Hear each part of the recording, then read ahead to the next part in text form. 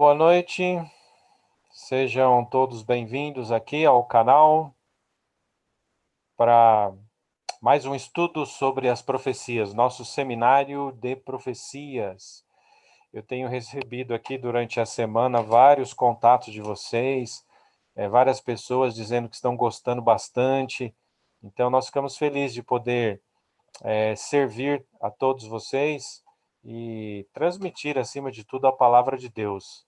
Nesses momentos tão difíceis, né, que nós estamos vivendo, momentos assim bem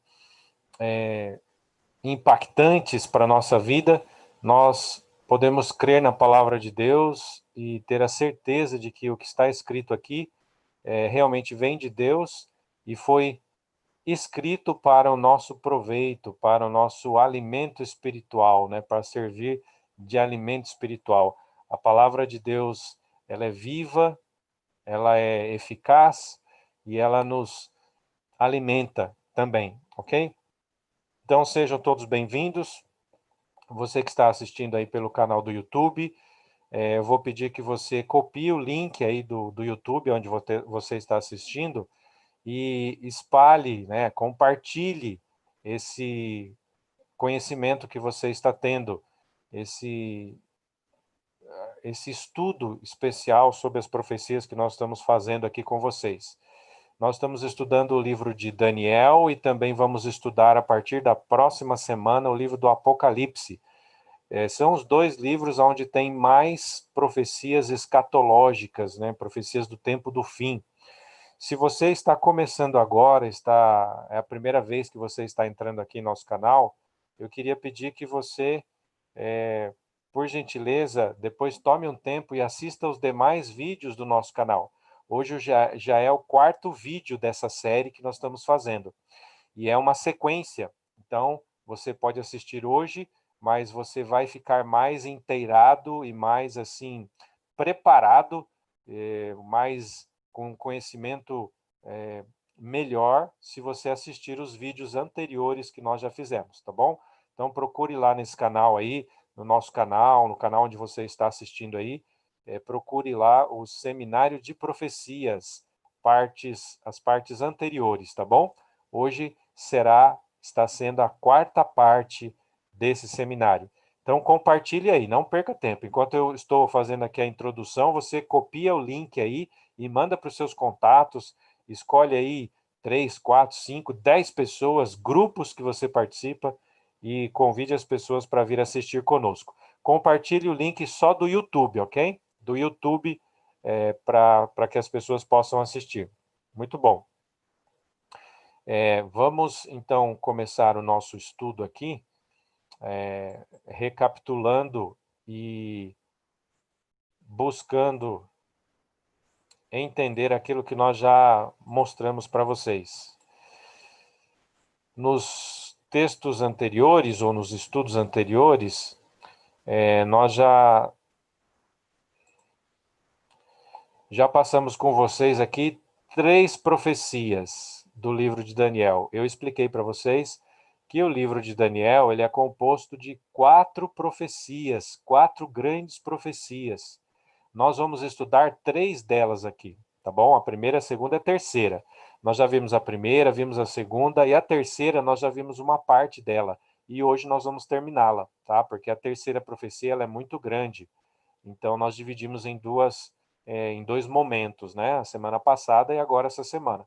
Então são 3 grandes profecias. Essas profecias elas são paralelas, e de acordo com a característica principal da profecia escatológica na Bíblia, né, a profecia do tempo do fim, essas profecias que são paralelas, elas se repetem e também elas vão ampliando, né? Cada profecia que é dada nova, ela amplia aquilo que já foi dado na profecia anterior. E é isso que nós temos visto aqui com vocês.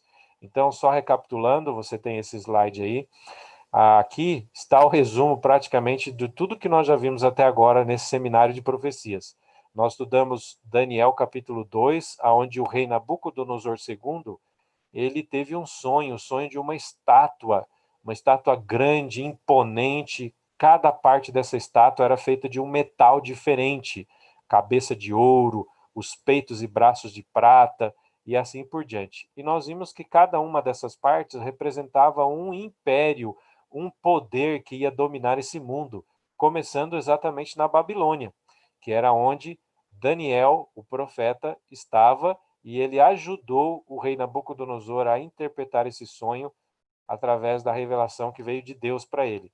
Depois nós passamos para a segunda visão profética de Daniel, que está no capítulo 7. 4 animais, não é, que nós estudamos aqui, e esses 4 animais também representavam esses mesmos impérios e poderes que iam dominar esse mundo, iriam ter domínio do mundo, né? Iriam mandar no mundo inteiro, um após o outro. Então nós vimos vários detalhes aqui. E na semana passada nós começamos a terceira visão profética, que tinha 2 animais, primeiro um carneiro com 2 chifres, um cresceu mais do que o outro, né? Vocês lembram? Que era representando o reino dos Medos e Persas, o Império Aquemênida, e depois o bode apareceu e destruiu o carneiro, matou ele, jogou por terra. Então, a Grécia, né, um outro poder aí que acabou dominando o mundo e sucedeu os medos e persas. E depois nós vimos então que esse bode aí tinha um chifre grande, depois no lugar desse chifre grande nasceram 4 chifres, e depois de repente surgiu de um dos lados aí, né, um dos 4 pontos cardeais, um chifre pequeno, que representava justamente o Império Romano e depois também a Igreja Romana. E nós terminamos aqui, a semana passada, no último estudo, lendo Daniel 8 e os versos 13 e 14, onde, dentro da visão profética, né, então foi perguntado: até quando vai durar a visão do sacrifício diário suprimido e da transgressão assoladora? Até quando o santuário e o exército ficarão entregues para que sejam pisados aos pés? E aí a resposta veio: até 2.300 tardes e manhãs, e o santuário será purificado. Então isso aqui tinha a ver com a ação do chifre pequeno. Depois que o chifre pequeno representou o Império Romano, depois do Império Romano veio a Igreja Romana. Não é? Então foi uma continuação desse poder romano, só que agora na forma da igreja, era um poder político-religioso. E esse poder político-religioso, nós vimos, fez várias coisas, né? Lançou a verdade por terra, estabeleceu a tradição no lugar da verdade, né? Da palavra de Deus, e também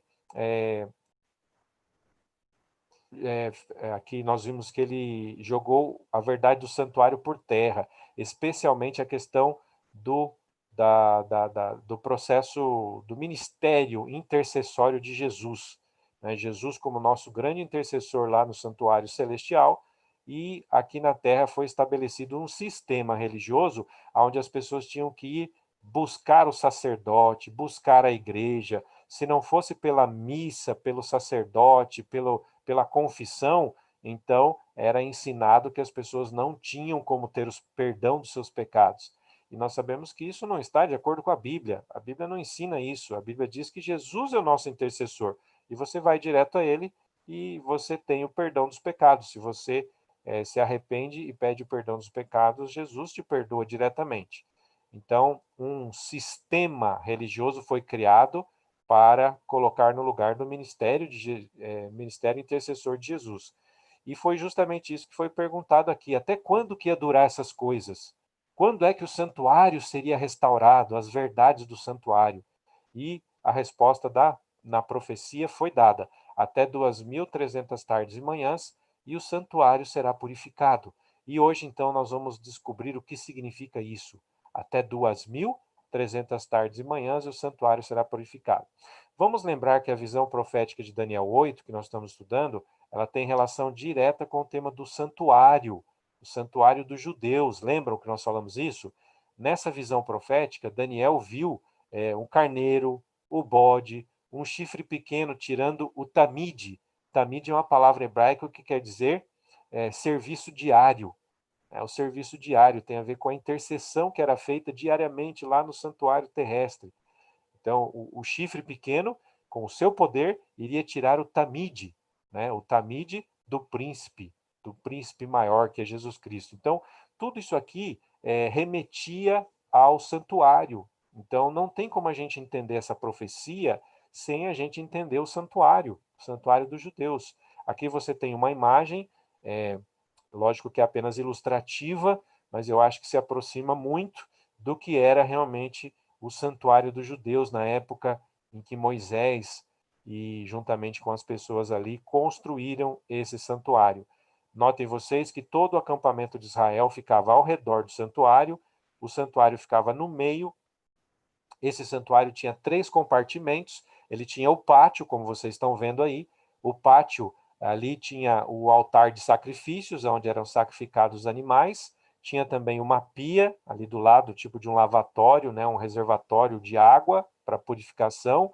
E dentro dessa tenda que vocês estão vendo aí, tinha mais 2 compartimentos. Tinha o lugar santo, que eles chamavam, ali tinha um altar de incenso, que era para intercessão, tinha o candelabro, tinha uma mesa com 12 pães, tudo simbolismo, né, das questões espirituais, das verdades espirituais. E depois tinha um véu, uma cortina, e atrás dessa cortina tinha o local santíssimo, aonde tinha ali a Arca da Aliança, né, e do meio dessa Arca da Aliança, 2 imagens de querubins, de anjos, e do meio saía o Shekinah, a glória de Deus. Então esse era o santuário. E ao redor desse santuário havia os rituais, tudo que eles faziam era para simbolizar o ministério de Jesus. Aqui está, foi por isso que lá em João, capítulo 1, verso 29, quando João Batista foi introduzir e apresentar Jesus Cristo no seu ministério, quando ia começar o ministério de Jesus, a primeira vez que João Batista olhou para Jesus, ele viu Jesus e disse assim, ó, eis o Cordeiro de Deus que tira o pecado do mundo. Por quê? Porque todos aqueles sacrifícios, aqueles rituais, tudo que se fazia no santuário terrestre girava em torno de uma verdade, a verdade de Cristo Jesus. Cristo era o centro, o Messias, tudo apontava para o Messias, que haveria de vir e morrer para pagar os pecados de todos nós. E não só como sacrifício expiatório, mas também como intercessor. Ao mesmo tempo que o cordeirinho representava Jesus como sacrifício expiatório, o sacerdote que ministrava no santuário terrestre, ele representava também Jesus, Jesus como intercessor. Então, olha que interessante, tudo ali no santuário girava em torno da figura de Jesus. Era para as pessoas aprenderem que o centro da religião é Jesus Cristo. Essa era a verdade principal que aparecia ali no santuário, tá bom? Então aqui vocês têm mais uma ilustração, algo, né, apenas ilustrativo aqui para você ver. Então você está vendo dentro do santuário que eu falei, tinha um lugar santo e tinha uma cortina, um véu, e atrás dessa cortina, o véu, a arca do concerto, a arca da aliança com a figura de 2 querubins, de onde saía o Shekinah, a glória de Deus, tá bom? Olha aqui, eu coloquei uma lista de passagens aqui e eu gostaria que vocês copiassem essas passagens. Depois você pode rever esse vídeo que vai ficar gravado aí no YouTube. Dá uma olhada nessas passagens. Eu vou ler uma delas agora, que é Hebreus capítulo 8, versos 1 e 2. O que essa lista de passagens tem de importante? Tem o seguinte, a lista de passagens que nós temos aí, todas essas passagens falam que Jesus, depois que ele morreu e ressuscitou aqui na terra, ele ascendeu aos céus e ele foi para ficar à direita do Pai, lá no santuário celestial. Então, olha que interessante. Todas essas passagens mostram que existe um santuário celestial e que Jesus está lá intercedendo por nós. É o ministério intercessor. Então, uma parte do ministério de Jesus. Jesus não podia ter apenas morrido aqui na terra. Ele precisava depois continuar o trabalho dele lá no céu, no santuário celestial, para interceder por todos nós. E por que a gente precisa de intercessão? Ora, nós precisamos de intercessão para que os méritos do sacrifício de Jesus lá na cruz sejam aplicados na nossa vida particular. Jesus morreu pelo mundo inteiro. Por todas as pessoas ele morreu. Todas, todas, todas. Acontece que nem todas as pessoas aceitam o sacrifício de Jesus. Então, para que o sangue de Jesus tenha valor, tenha efeito expiatório na nossa vida, para que ele possa cobrir nossos pecados, Jesus precisa o que agora? Interceder lá no céu. Ele precisa aplicar. Toda vez que a gente vai a Jesus, a gente clama a Jesus, ele então mostra suas mãos feridas para o Pai e diz: Pai, por essa pessoa eu também morri. Né? Vamos aplicar o meu sangue no nome dessa pessoa. E aí então nossos pecados são perdoados. Olha que legal isso, né? Se não fosse o ministério de Jesus no céu, a gente não teria esse privilégio. Então, eu vou repetir: Jesus morreu por todas as pessoas. Porém, para que o sangue de Jesus tenha valor na nossa vida particular, nós temos que ir até Jesus e pedir. Temos que ir até ele e clamar para que ele aplique o seu sangue em nós e nos dê o perdão.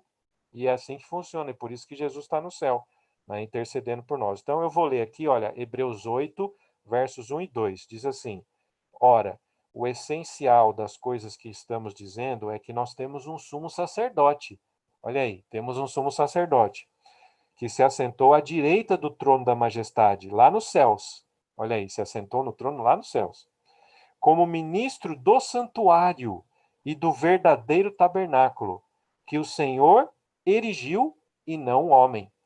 Então, olha como esses dois versos aqui são importantíssimos, porque fala que Jesus está lá no céu, à direita do Pai, no trono lá da glória, mas que lá não é um lugar qualquer que ele está num santuário, não é? Nós cremos exatamente isso, que o santuário terrestre aqui na terra, que os judeus construíram por ordem de Deus, era um modelo do santuário celestial.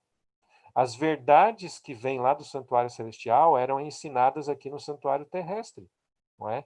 Então você tem essa lista toda aí, eu queria que você copiasse essa lista, você lesse atentamente depois, né? Depois você revê esse vídeo aqui e leia para você ver. Todas essas passagens falam que Jesus foi para o céu, está à direita de Deus, e ele está lá num santuário e ele está intercedendo por nós. Todas essas passagens vão dizer isso, né? Uma diz uma coisa, outra diz outra, uma vai completando a outra, mas todas dizem isso aí. Então, são muitas passagens que nos mostram essa verdade, que Jesus é o nosso intercessor e ele está lá no céu. E essa verdade os judeus aprendiam lá com todo o ritual do santuário terrestre na época deles. Vamos dar uma olhadinha rápida sobre esses rituais.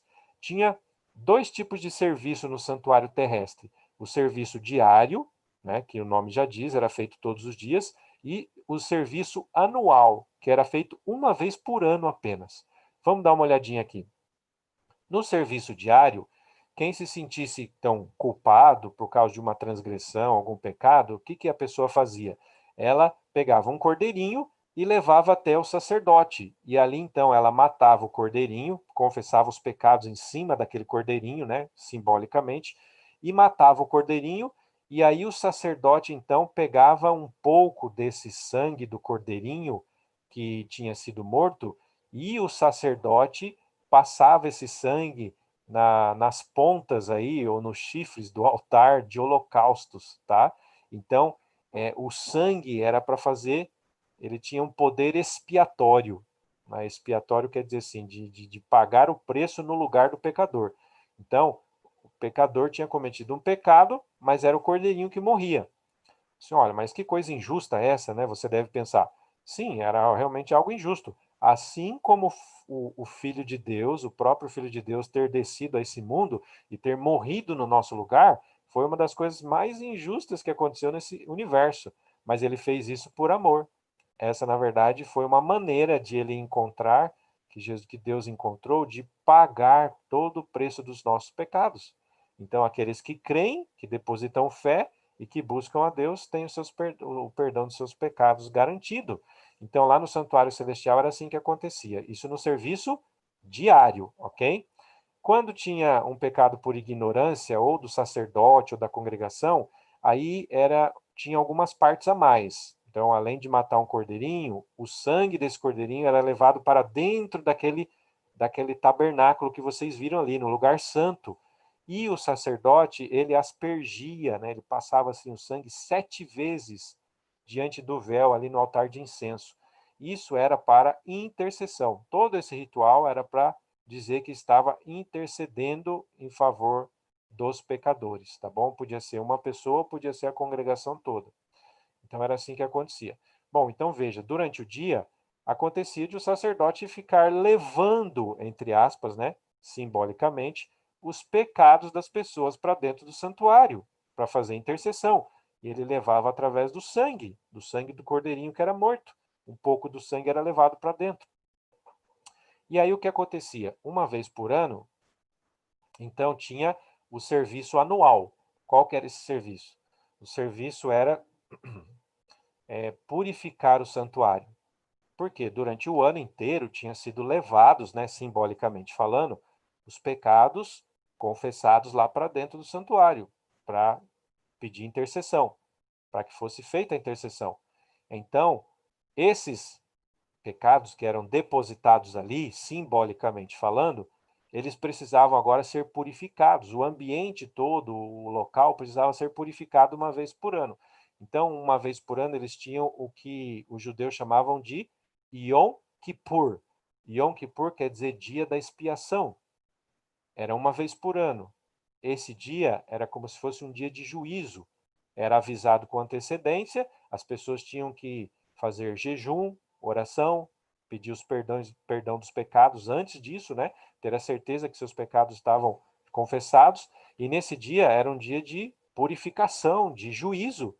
Só o sumo sacerdote entrava lá dentro do santuário para fazer a intercessão e a purificação. Só o sumo sacerdote, que era o líder de todos os sacerdotes, né? E o que ele fazia lá? Ele matava um bode e o sangue do bode era levado lá para purificar o santuário de todos os pecados que foram acumulados ali durante um ano, naquele último ano, certo? Então, é sobre isso que está falando a profecia de Daniel 8,14. É uma alusão a esse serviço anual, né, a esse dia da expiação, esse juízo que acontecia uma vez por ano para os judeus. A profecia em Daniel 8,14 está relacionada a isso, porque lá diz assim, até 2.300 tardes e manhãs, e o santuário vai ser purificado. Ora, os judeus sabiam o que é isso, purificação do santuário acontecia todo ano, uma vez por ano, mas aqui é uma profecia, e nós vamos entender justamente o que é essa profecia aqui. Daniel ficou muito espantado com essa visão, porque ele, né, viu que na visão foi perguntado até quando o chifre pequeno vai ter esse poder, até quando o santuário vai ser deitado por terra, até quando, né, a transgressão assoladora vai durar. Ele estava muito preocupado com isso. E a Bíblia diz em Daniel 8:27, você tem aí, né, que Daniel ficou espantado com aquela visão e não havia quem entendesse aquela visão direito. Bom, agora nós entramos no capítulo 9. O capítulo 9 de Daniel é uma continuação dessa profecia. Então vamos lá. Passaram-se 12 anos. Olha quanto tempo. 12 anos do capítulo 8 para o capítulo 9. 12 anos. E agora no ano 538, a Babilônia já tinha caído. Agora quem dominava eram os medo-persas. Mas Daniel ainda estava vivo e Daniel conseguiu a façanha de se tornar digamos assim, um funcionário público, né? Porque ele já tinha sido funcionário público na Babilônia, ele era um dos sábios ali, um dos mais altos sábios do reino, e agora ele continuou como sábio também ali no reino dos Medo-Persas. Então, ou seja, ele era uma pessoa realmente diferenciada, né? Porque ele conseguiu essa façanha de se tornar um funcionário público, um sábio, uma pessoa assim de muita experiência, um líder público ali, em dois reinos diferentes, em dois reinos, em dois impérios diferentes. Bom, agora então eram os Medo-Persas, a Babilônia tinha caído e Daniel ainda estava perplexo, porque ele não conseguia compreender direito o que tinha acontecido nessa profecia de Daniel 8 aí, né, do capítulo 8. Porém, ele começou a estudar o livro do profeta Jeremias, no capítulo 29. Eu quero ler com você aqui, Jeremias 29, os versos 10 a 14. Assim diz o Senhor: logo que se cumprirem para a Babilônia 70 anos, atentarei para vocês e cumprirei a promessa que fiz a vocês, trazendo-os de volta a esse lugar. Então, olha, os muitos judeus foram levados prisioneiros para a Babilônia, quando o rei Nabucodonosor conquistou Jerusalém. E eles foram lá, inclusive Daniel e seus amigos também foram, ficaram lá prisioneiros, lá na Babilônia. Mas Deus fez uma promessa através do profeta Jeremias. Ele falou: olha, esse cativeiro aí vai durar 70 anos. Daqui 70 anos eu vou trazer vocês de volta. E agora chegou a hora. E Daniel percebeu isso. Ele estudou o livro do profeta Jeremias e ele percebeu, falou: olha, está se cumprindo os 70 anos que nós chegamos aqui, né? Os prisioneiros chegaram aqui do reino de Judá, foram trazidos para a Babilônia e agora já virou até o outro império, já são os medos e persas. E cumpriu a profecia, 70 anos. Então ele ficou muito feliz, porque agora, de alguma forma, ele sabia que Deus ia levar o seu povo de volta para a terra de Judá. E não só isso, na profecia aqui de Jeremias 29, tem uma parte aqui que eu acho muito interessante. O verso 13, que é um verso muito conhecido. Vocês me buscarão e me acharão quando me buscarem de todo o vosso coração. Percebeu? Vocês me acharão, disse Deus, quando vocês buscarem de todo o coração. Então, sabe o que Daniel fez? Daniel fez exatamente o que estava lá em Jeremias 29, 13. Ele seguiu essa orientação, ele buscou a Deus de todo o coração, com jejum, colocando a sua alma, a sua vida nas mãos de Deus. E aí, então, aconteceu o que está em Daniel 9, versos 2 até 19. São muitos versos aqui, eu queria que você lesse com calma. Mas aqui diz, eu vou ler só o verso 2, preste atenção, diz assim, ó: no primeiro ano do seu reinado, eu, Dario, olha, o rei Dario dos Medo-Persas, eu entendi, aliás, desculpa, eu li errado aqui, eu, Daniel, aqui era o profeta Daniel falando, mas ele estava falando que foi no primeiro ano do reinado do rei Dario dos Medo-Persas, tá? Então, Daniel, ele diz assim, eu entendi pelos livros que, de acordo com o Senhor, como o Senhor tinha falado pelo profeta Jeremias, que a desolação de Jerusalém iria durar 70 anos. Olha aqui, em Daniel 9, verso 2, ele fala exatamente, né, dizendo que ele compreendeu, ao ler o profeta Jeremias, que o cativeiro ia durar 70 anos, e agora os 70 anos estavam acabando, praticamente tinham acabado. Então, ele foi e orou ao Senhor, verso 4, fez uma confissão, e aqui ele fez uma oração linda. Eu queria que vocês lessem essa oração. Eu não posso ler aqui porque senão vai tomar muito tempo, mas leiam essa oração, está aí marcado. Daniel fez uma oração linda, pedindo clemência a Deus, misericórdia, confiando na bondade de Deus e pedindo para Deus mudar a história do povo, porque agora tinha completado 70 anos de cativeiro, para que o povo judeu pudesse voltar para sua terra. E ele foi, então, orando, uma oração linda, vai até o verso 19. E eu queria que vocês prestassem atenção em qual que era a grande preocupação de Daniel quando ele orou. No verso 17 diz assim: e agora, nosso Deus, ouve a oração e as súplicas do teu servo. Por amor do Senhor, faze resplandecer o teu rosto sobre o teu santuário, que está abandonado. Olha, a preocupação de Daniel era justamente a questão do santuário, porque na profecia de Daniel 8, justamente a profecia travou, digamos assim, né? Justamente naquela questão do santuário. O chifre pequeno ia deitar o santuário por terra, o sacrifício diário, ia tirar o sacrifício diário, a intercessão do príncipe do povo de Deus. E Daniel estava preocupado, porque o santuário dos judeus estava destruído. Então ele pediu para Deus, principalmente, restabelecer o santuário, não só dos judeus, mas aqui o santuário na profecia, tá bom?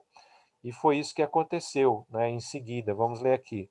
Enquanto eu falava, diz Daniel, eu estava orando e confessando o meu pecado e o pecado do meu povo, e eu lançava a súplica diante de Deus pelo Monte Santo de Deus. Olha essa expressão, Monte Santo aí, né? Referência ao santuário. Sim, enquanto eu assim orava, Gabriel, que eu tinha visto na primeira visão, diz aqui, rapidamente voou e tocou a mim. E na hora do sacrifício da tarde, ele disse: eu queria te instruir, falar contigo e dizer: Daniel, eu vim para te dar inteligência e discernimento. Quando você começou a fazer as suas súplicas, foi dada uma ordem e eu vim para explicar tudo para você, porque Deus o ama muito. Nossa, eu fico pensando nessas palavras, hein? Você já pensou um anjo aparecer para você? Gabriel é um dos principais anjos lá no céu.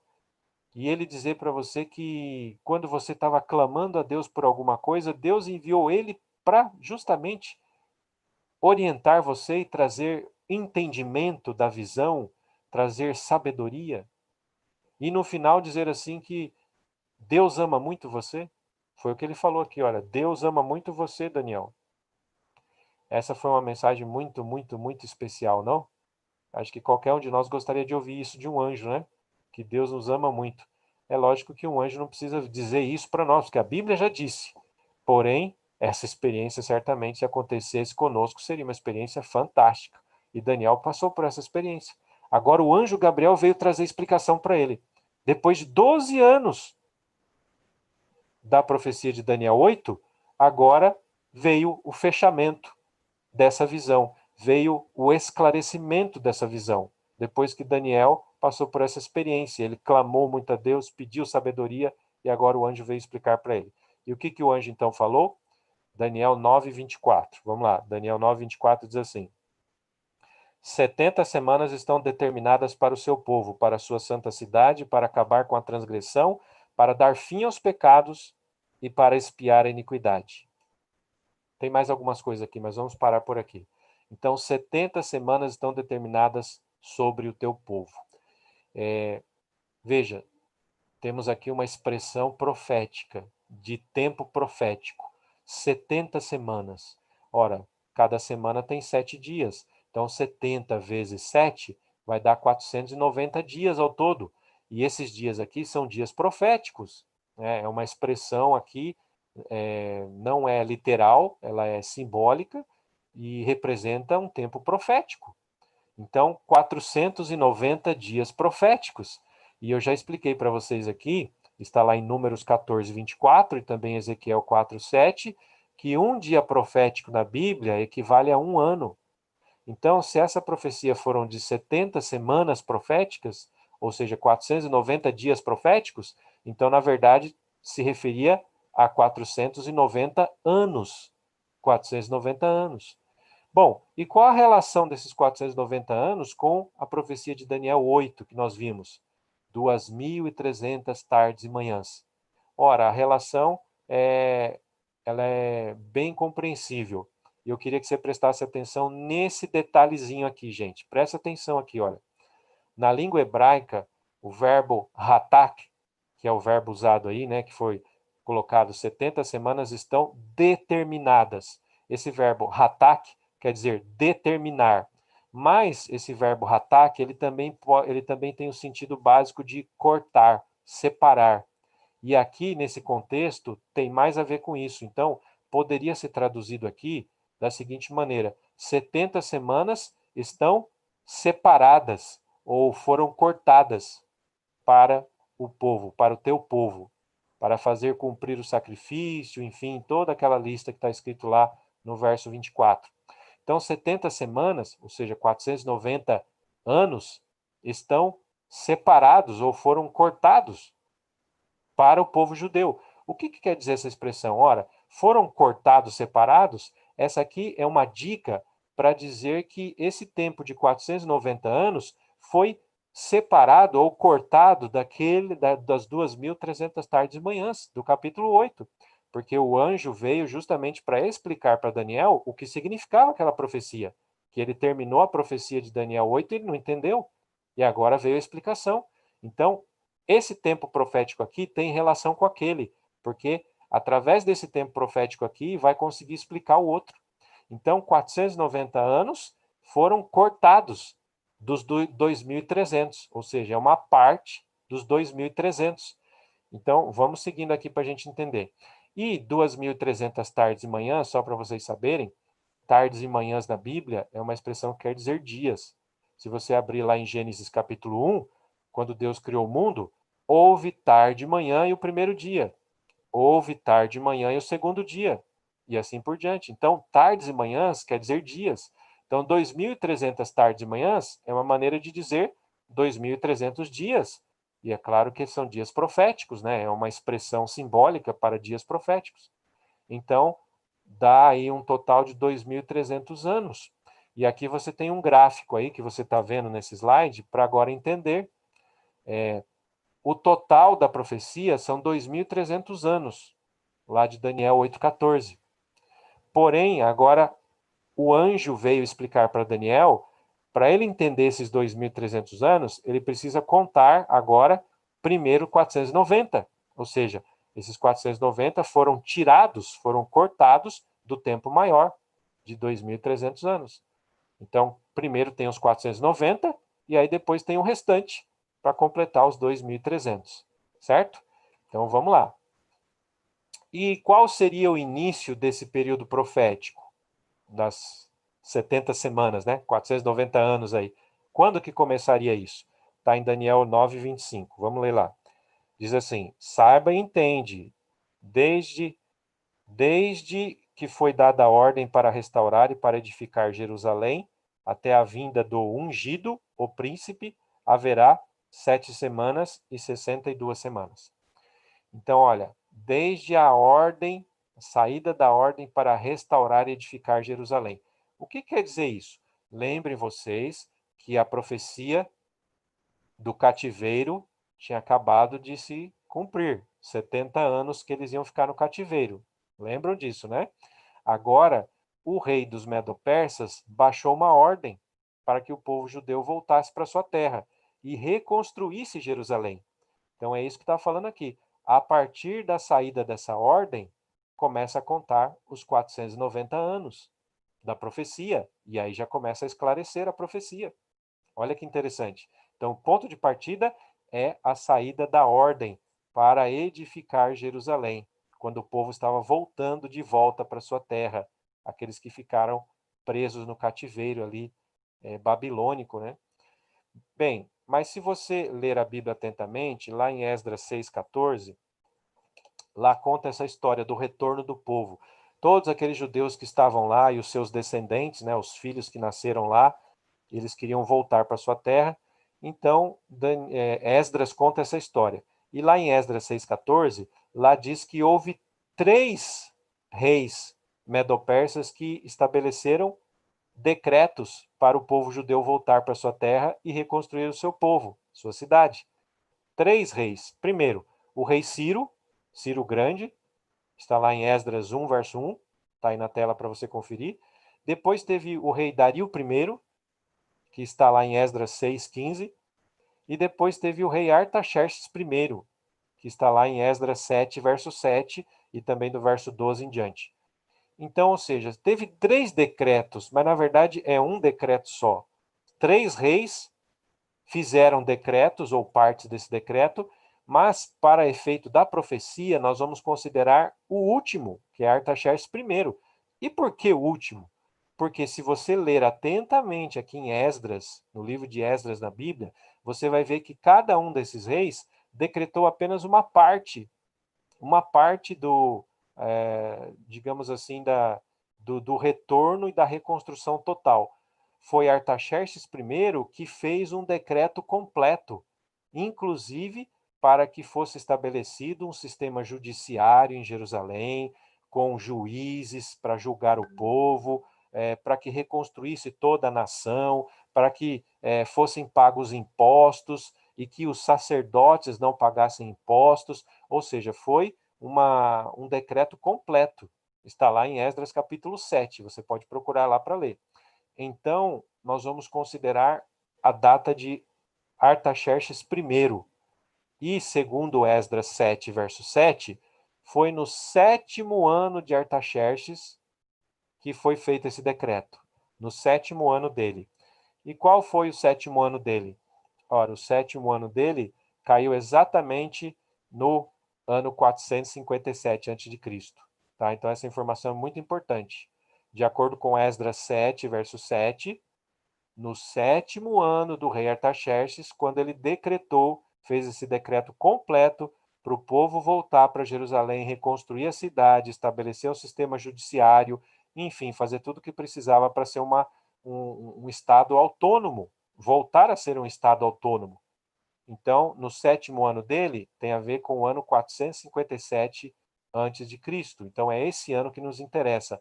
A partir daí, começa a contar os 490 anos da profecia. 490 anos, as 70 semanas proféticas, tá bom? Aí tem uma informação importante na tela, que por que nós consideramos o ano 457, o outono de 457, como sendo o início dessa profecia. Porque foi justamente aí que começou a vigorar totalmente as ordens do rei Artaxerxes. Até que ele decretou lá e o povo voltou, você sabe que uma lei, para ela entrar em vigor, ela precisa ser publicada, certo? É só depois da publicação que a lei entra em vigor. Então, o rei decretou, aí o povo se ajuntou, voltou para Jerusalém, e aí lá em Jerusalém, quando chegou no outono de 457, eles já estavam lá, no 7º mês, eles reuniram todo mundo, porque o 7º mês era o mês do dia da expiação, olha que interessante, havia sempre um ajuntamento religioso, eles aproveitaram esse ajuntamento e proclamaram toda a lei que o rei Artaxerxes tinha feito. Então ali na promulgação, né, na publicação dessa lei, é que ali começa então os 70 anos da profecia, ok? Isso é um detalhe muito importante. Mas vamos lá então, vamos aqui para a parte final do nosso estudo para terminar de decifrar essa profecia aí. Quantas semanas haveria entre o decreto para reconstruir Jerusalém e o aparecimento do Messias, do ungido? Porque nessa profecia aqui das 70 semanas, foi feita inclusive a profecia para o surgimento do Messias. Messias está no verso 25 que nós lemos. Saiba e entende isso, desde a saída da ordem para restaurar e edificar Jerusalém, até a vinda do ungido. Olha aí, até a vinda do ungido. Ungido aqui é um nome para o Messias. Então, desde que começou a ordem para restaurar, que foi publicada lá, no ano 457 que a gente viu, antes de Cristo, até o ungido, vai dar, diz aqui a profecia, 7 semanas e mais 62 semanas. Ou seja, 7 mais 62 dá 69, lógico. Então, 69 semanas, 69 vezes 7, 7 dias cada semana, dá 483 dias. 483 dias proféticos, que são 483 anos literais. 483. Então, olha que interessante essa profecia. A profecia aqui é especialíssima dentro da Bíblia, porque ela marca o momento em que Jesus, o Messias, ia chegar, ia começar o seu ministério na Terra. Então, se você pegar do ano 457, do outono de 457, que foi quando foi publicada a ordem lá para restaurar e edificar Jerusalém, outono de 457 a.C. Soma 483 anos, nós vamos chegar no ano 27 depois de Cristo. E o 27 depois de Cristo, no outono. E o que aconteceu nessa data? Foi exatamente nesse momento em que Jesus Cristo foi batizado no Rio Jordão por João Batista. Está na Bíblia lá em Lucas 3:21, também no verso 22, né? Lucas 4:18. Você pode ler lá o batismo de Jesus. Foi exatamente, olha só, Jesus, ele tinha um calendário para cumprir, um calendário profético. Nada do que Jesus fez foi por acaso. Ele estava tão em sintonia com o Pai que ele começou o seu ministério no momento certo, estava profetizado para começar, quando cumpriu aí 483 anos, desde a saída da ordem lá, que foi publicada lá, né, em Jerusalém, o pessoal estava voltando do cativeiro, desde o ano 457 até o ano 27 da nossa era. Exatamente no ano 27, no outono, Jesus foi batizado e ali, você conhece a história, o batismo de Jesus, ele foi ungido ali. Por que ele foi ungido? Porque a Bíblia diz que logo que terminou o batismo de Jesus, desceu uma pomba, na verdade o Espírito Santo em forma de pomba, diz a Bíblia, e uma voz do céu dizendo: esse é o meu filho amado, em quem me comprazo. Ali Jesus estava sendo ungido para começar o seu ministério aqui na terra. Um ministério que durou 3 anos e meio. Então, momento exato do batismo e da unção de Jesus foi profetizado aí nessa profecia. Que legal, né? É muito bom saber que tudo se cumpriu. Que outro evento importante profético foi antecipado nessa visão que nós estamos estudando aqui? Vamos ver o verso 26? Diz assim: E depois das 62 semanas, o ungido será morto. O ungido será morto, olha aí.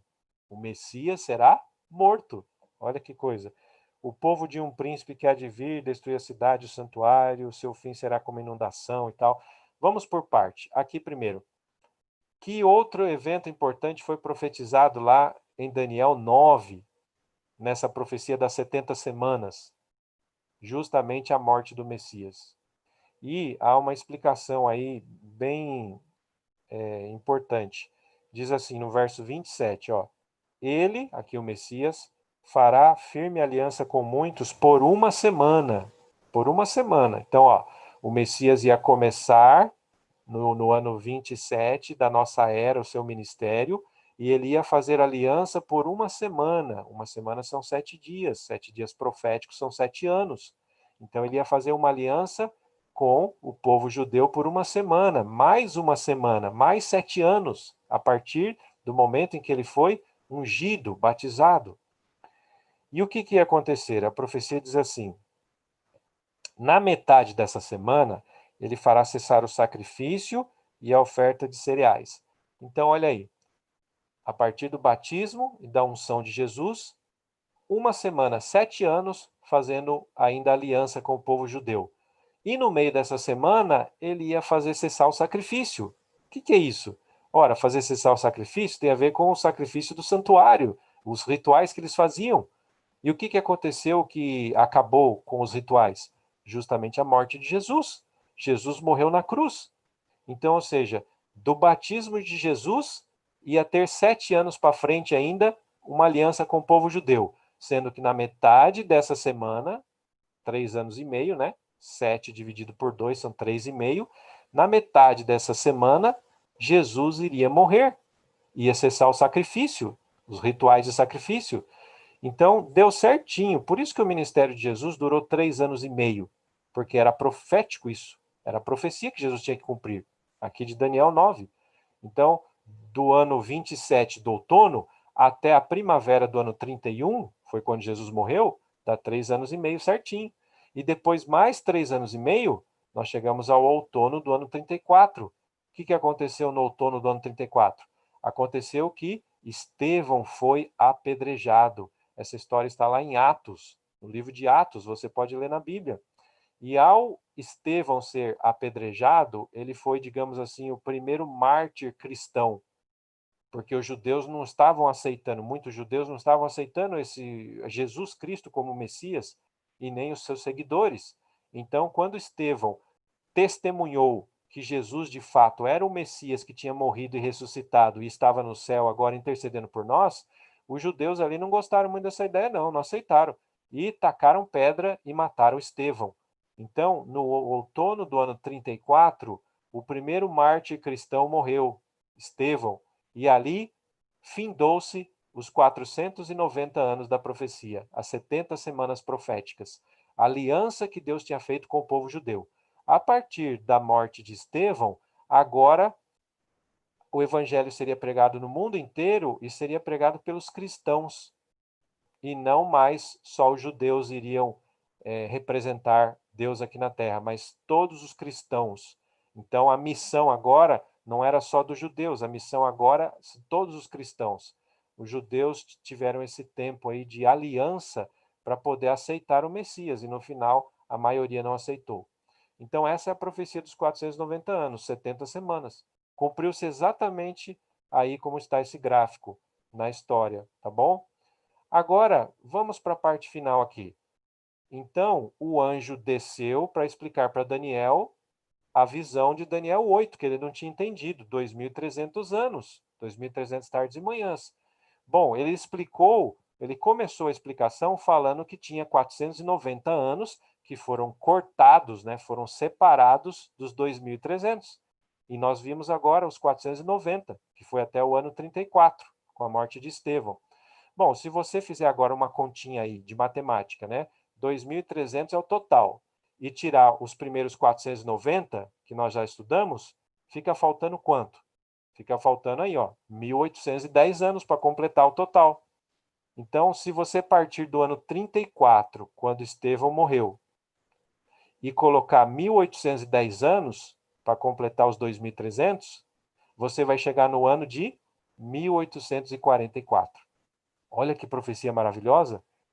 1844. Então, os 2300 anos, tardes e manhãs, lá de Daniel 8, se cumpriram em 1844. Ora, mas o que aconteceu em 1844? Lembra da profecia? Até 2300 tardes e manhãs e o santuário será purificado. Então, em 1844, teve a purificação do santuário. Ora, mas purificação do santuário foi em 1844, que é o final dessa profecia de 2300 anos, está lá em Daniel, nós estamos estudando. Ora, mas então vamos conversar aqui agora. Até 2300 tardes e manhãs o santuário será purificado. Tudo bem. No ano 31, quando Jesus morreu, vocês lembram que a Bíblia diz lá em Mateus 27, 51, que o véu do santuário se rasgou de alto embaixo, sem mãos humanas. Foi Deus que rasgou. E por que Deus rasgou? Ora, ele queria que os judeus entendessem que agora os sacrifícios, os rituais do santuário não iam adiantar nada, porque agora o próprio Jesus já tinha morrido. O próprio Filho de Deus já tinha dado a sua vida e já tinha morrido. Então, não precisa mais de sacrifício de animais. Agora é um fato histórico. O sangue de Jesus já foi derramado por nós. Basta a gente ir a ele agora, orar diretamente a Jesus, pedir perdão e nossos pecados estarão perdoados. Então, veja, o santuário já não tinha mais validade a partir do ano 31, quando Jesus morreu. E no ano 70 da nossa era, né, um pouquinho depois, vocês sabem que Jerusalém foi destruída pelos exércitos romanos, inclusive o santuário foi destruído completamente e até hoje não existe mais. Então, ou seja, em 1844 não tinha santuário dos judeus, não tinha santuário terrestre. Que santuário que deveria ser purificado? Essa é a pergunta. Que santuário deveria ser purificado em 1844? Ora, a conclusão ela é óbvia. O santuário a ser purificado em 1844 só pode ser o santuário celestial, que eu mostrei para vocês. Tem várias passagens na Bíblia que fala desse santuário celestial. E aqui tem mais algumas para vocês lerem. Então, ou seja, o Yom Kippur, esse dia da expiação, que era uma vez por ano lá no santuário terrestre, era apenas um símbolo profético do juízo celestial que começou em outubro de 1844, né, no dia 22 de outubro de 1844. Ora, por que essa data tão específica, 22 de outubro, 22 e 23, né, de um pôr do sol até outro pôr do sol, que é a contagem bíblica? Por que tão específico assim? Pelo seguinte, porque o dia da expiação, ele tinha data marcada todo ano no calendário dos judeus. Era sempre no 10º dia do 7º mês do calendário. Então, o santuário celestial seria purificado a partir do ano 1844, né? Ou seja, ia começar um juízo, o juízo final, digamos assim, o juízo investigativo, nós chamamos. Esse juízo, essa purificação do santuário iria começar, exatamente se cumpriu no 10º dia do 7º mês do calendário judaico. E o 10º dia do 7º mês do calendário judaico, nesse ano de 1844, caiu nesse dia aí, 22, 23 de outubro desse ano. Tá? Então, por isso que a gente afirma assim, com certeza, que foi nesse dia. Bom, então, desde essa data, o santuário está sendo purificado, e purificação significa juízo, acerto de contas também, certo? Assim como era feito no santuário terrestre. Quando a gente fala em juízo, tem várias profecias na Bíblia que falam de juízo, inclusive o Apocalipse 14, verso 7. Olha o que diz lá. Temam a Deus e glorifiquem-no, pois chegou a hora do seu juízo. E essa profecia se cumpriu em 1844. Foi em 1844, um pouquinho antes, que começaram a pregar essa profecia de Daniel 14, verso 7. A gente vai estudar ela um pouquinho depois, quando a gente vê o Apocalipse. Mas é só para vocês saberem que tem uma ligação entre Daniel e Apocalipse. Esse juízo, purificação do santuário, que foi falado lá em Daniel 8, é o mesmo desse aqui, Apocalipse 14:7. Começou em 1844, tá bom? Muito bem, então, muitos de nós ficamos preocupados quando a gente ouve essa palavra juízo. A gente fica com medo, né? Aqui no mundo ocidental, o juízo geralmente traz essa ideia de medo. Mas a gente não precisa ficar com medo. Por quê?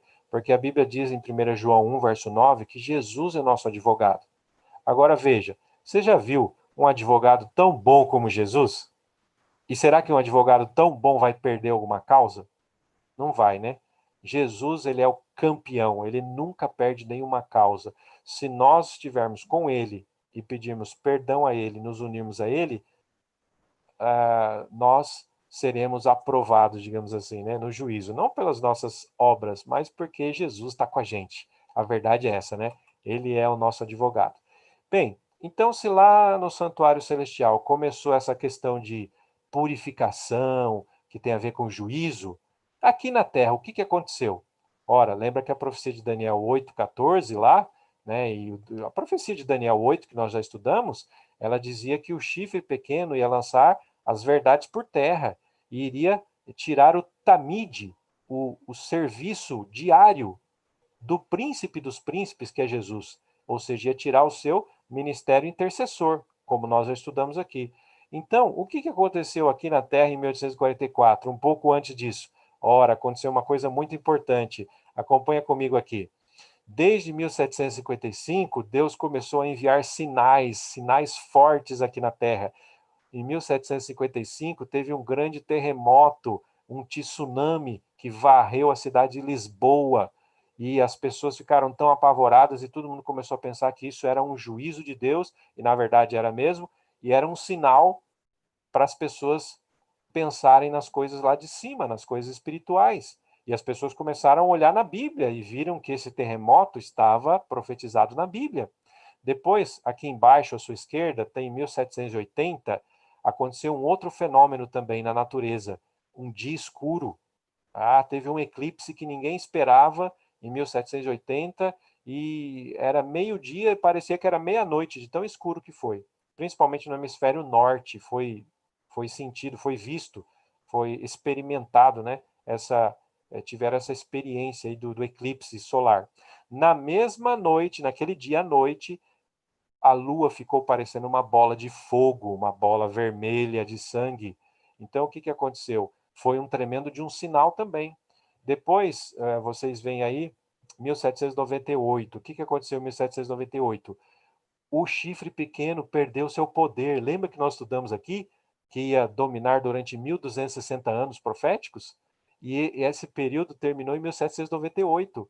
Né? As tropas francesas invadiram Roma, prenderam o Papa Pio VI e confiscaram as terras de Roma. Então, eles perderam o poder temporal, perderam o poder que eles tinham. Então, veja essas coisas acontecendo. Imagine você vivendo naquela época. Primeiro, um terremoto com um tsunami enorme, estrondoso, que varreu a cidade de Lisboa. Depois, um eclipse que ninguém esperava. A lua fica vermelha que nem sangue. Depois, o poder de Roma, o poder religioso de Roma, perde o seu domínio, porque as tropas francesas prendem o Papa. Imagine você viver naquela época. Você ia pensar o quê? Você ia pensar, nossa, o que está acontecendo? Né? O mundo está acabando? E era isso que era para pensar mesmo. E depois, em 1833, ainda teve a chuva de estrelas cadentes. Mais um sinal. Isso tudo, gente, fez as pessoas terem um reavivamento. Um reavivamento. As pessoas começaram a estudar a Bíblia, as profecias de Daniel, do Apocalipse, e elas viram que lá no Apocalipse estava escrito todos esses sinais aí. Terremoto, o sol escuro, a lua como sangue, chuva de estrelas, está lá em Apocalipse capítulo 6. É só você ler lá Apocalipse 6. Tudo profetizado no mesmo período. E tudo aconteceu nessa hora. Então vejam, nesses momentos ali, né, que antecederam 1844. Então teve um reavivamento muito grande, as pessoas começaram a estudar a Bíblia, as profecias da volta de Jesus e tal, e elas viram que entenderam que esse chifre pequeno, que era Roma religiosa, tinha perdido o seu poder e agora as verdades que tinham sido deitadas por terra agora foram restabelecidas. O ministério intercessor de Jesus, a salvação pela fé apenas, não é? A Bíblia como a palavra de Deus, regra de fé e prática, e todas as verdades que tinham sido enterradas pelo chifre pequeno ao longo dos séculos, agora foram restabelecidas. E esse movimento religioso todo, especialmente nos Estados Unidos, mas não só lá, mas principalmente lá, fez com que as pessoas voltassem a estudar a Bíblia e pregassem a volta de Jesus. E eles começaram a pregar a volta de Jesus, inclusive para 1844, né? Porque aquela profecia de Daniel 8,14, eles confundiram. Eles pensaram que a purificação do santuário era a volta de Jesus. Né? Eles se enganaram. Mas isso aí vai ficar para a próxima semana. Eu vou explicar para vocês direitinho. Não perca o estudo da próxima semana. Nós vamos entrar no Apocalipse agora. Então você não pode perder mais nem um pouco dessa profecia daqui para frente, né? Nós vamos estudar aí algumas profecias fantásticas do Apocalipse. Mas eu quero que vocês entendam aqui, então, fechando o nosso estudo de hoje, que em 1844 aconteceram coisas fantásticas. No céu começou o juízo investigativo, os casos estão sendo analisados para ver quem realmente vai para o céu, quem não vai. Por que isso? Ora, porque Deus precisa mostrar para o universo a sua justiça. Aqueles que realmente vão, que vivem uma vida de acordo com a justiça de Cristo, né, que andam com Cristo Jesus, aceitaram ele pela fé, e aqueles que, na verdade, fingem que fazem isso, né? Então está sendo feito um exame ali, o juízo, é a purificação do santuário que está sendo feito. E aqui na Terra, em 1844, antes já disso, teve um movimento de reavivamento, onde as verdades que foram enterradas pelo chifre pequeno agora foram restabelecidas. Olha que legal isso aí, né? Muito bem. E esse é o último slide do nosso estudo hoje. Daniel 12, verso 9, termina dizendo assim: siga o seu caminho, Daniel, porque essas palavras estão encerradas e seladas até o tempo do fim.